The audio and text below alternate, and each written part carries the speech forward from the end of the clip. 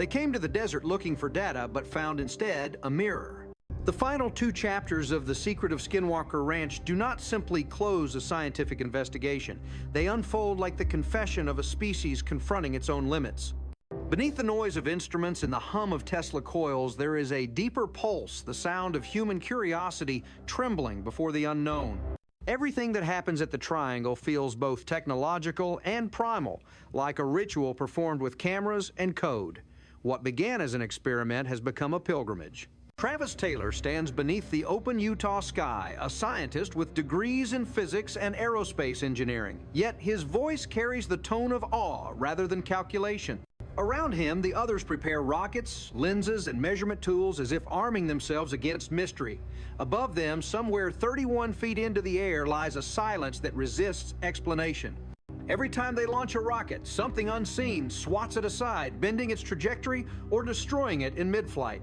The same height, the same invisible wall. Numbers repeat like an incantation, and repetition becomes revelation. When they raise the Tesla coil into that narrow slice of air and shoot 600 volts of electricity upward, nothing seems to happen, but the nothingness is deceptive. Later in slow motion, the flames split in 2 curving like twin streams that avoid an invisible shape. The team watches the footage in stunned quiet. What could possibly exist there, unseen, yet solid enough to divide fire? The question vibrates through every scene. They are not merely measuring air, they are measuring belief. In another life, these men might have been monks studying divine light instead of electromagnetic spectra. Their language is the same faith cloaked in mathematics. The 31-foot anomaly becomes their sacred threshold. They speak of gravitational effects, time shifts, and wormholes, but beneath the technical vocabulary lies something older, a longing to touch what lies beyond the edge of comprehension. The desert night, the glowing equipment, the silent patience before ignition, all of it feels like prayer disguised as physics. Then the instruments begin to rebel. Computers shut down, drones fall from the sky, GPS coordinates vanish into static. The pattern is unmistakable. Whenever they try to observe too closely, the phenomenon answers back. When Omnitech arrives with military-grade sensors, even the International Space Station becomes part of the test. Its radio signal, expected to remain stable for 8 minutes, disappears the moment it passes over the triangle. The universe itself seems to blink. The scientists stare at their blank screens, and for a second they are children again, looking up at a night that refuses to explain itself.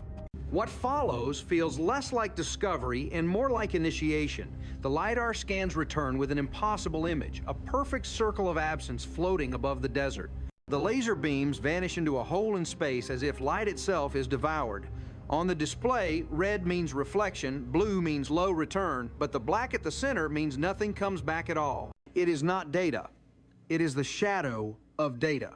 Something is there, perfectly geometric, perfectly silent, denying measurement, yet demanding attention. The scientists lean closer to the monitor, whispering about wormholes, funnels, gravitational distortion. Their words are technical, but their faces belong to believers witnessing a miracle. What they call a void might just as well be called a window. The line between scientific precision and metaphysical awe dissolves. When Travis murmurs that they could be looking at a traversable wormhole, his tone carries less excitement than humility. For a man trained to quantify, to control, to dissect, admitting that something defies him is both terrifying and sacred. Around him, the others fall silent, as though afraid their breath might disturb the fragile balance between the real and the unreal. But the universe does not wait for reverence. It strikes back with motion twin helicopters appearing from nowhere unmarked, and black circling the ranch like predators above prey. Their blades beat the air with military indifference, yet their presence feels almost mythic, like guardians sent to remind the scientists that curiosity has a cost. No one admits fear, but everyone feels it. Even the desert seems to hold its breath. The government once studied this land and left with silence. Now, as new eyes return, the same silence presses down heavier than ever. Night falls, and with it comes the next experiment. Rockets rise again, tracing luminous scars against the darkness. From the mesa to the triangle, the desert glows with the light of human insistence. But as the last rocket fades, a new light appears, orange fluid alive.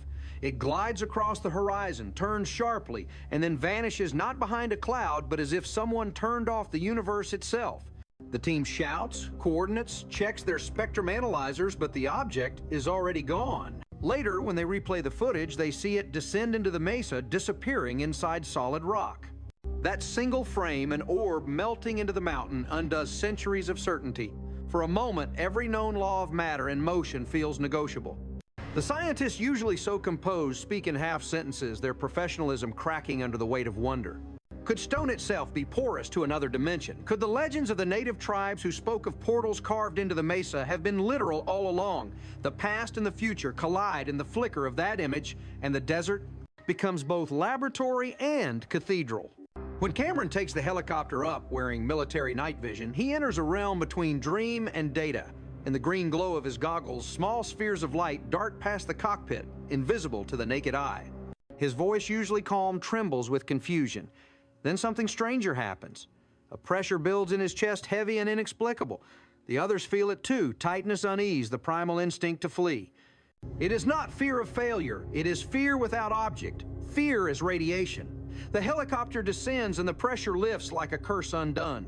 Later in the command room, they speak of electromagnetic bursts, infrasound, and magnetic resonance, but no explanation satisfies the raw truth of that moment. Something unseen touched them and it knew they were there. What makes this story haunting is not merely the data, but the humanity behind it. The team is armed with technology, yet stripped of certainty. They are men trained to conquer mystery with reason, and yet here they are humbled by a patch of air. The 31-foot mark becomes a metaphor for the limits of knowledge, a boundary drawn not by ignorance, but by the structure of reality itself. They keep returning to it not because they expect conquest, but because it defines them. Humanity, after all, is the species that stares into the dark and builds machines to ask questions the soul already fears to answer. As the LiDAR image of the perfect circle rotates on the screen, someone says it looks like a bullseye. They do not realize the irony. For all their precision, they are the target. The ranch observes them as much as they observe it. The interference, the system, crashes the bodily sensations. They are not anomalies, but conversations. The phenomenon responds, adapts, teases. It allows just enough evidence to sustain curiosity, but never enough to end it. Like the cosmos itself, it demands faith disguised as empiricism. In the quiet that follows, Travis sits back, his face lit by the blue light of the monitor. He speaks softly, almost to himself. Are we dealing with portals, wormholes? His voice trails off, then steadies. Whatever it is, it's real. The words hang in the air with the weight of confession. For all their equipment, all their funding, the greatest tool they possess is wonder. By the time dawn touches the desert, the team has stopped pretending to seek closure. What they have found is larger than explanation. The data suggests an organized intelligence, or at least an organized mystery, capable of interacting with matter, energy, and perception. The flames split, the light bends, the rockets curve, the human heart races. The same pattern echoes through every experiment, interaction, resistance, revelation. Whether this is a natural anomaly, a quantum vortex, or an artifact of consciousness itself, no longer matters. The ranch has become a dialogue between humanity and the unknown. Perhaps that is the lesson hidden beneath the static and the shock waves, that science and spirituality were never enemies, only different dialects of the same hunger. The scientists at Skinwalker Ranch are not chasing ghosts or aliens. They are chasing meaning. They are proving that the universe still has secrets left to give, and that mystery is not a flaw in our understanding, but the foundation of it. When the credits roll, the viewer is left not with answers, but with the haunting realization that discovery and faith are twins, born of the same desire to look beyond what the eye can see. The desert remains silent. The triangle still hums, and somewhere 31 feet above the ground, the laws of physics fold like paper.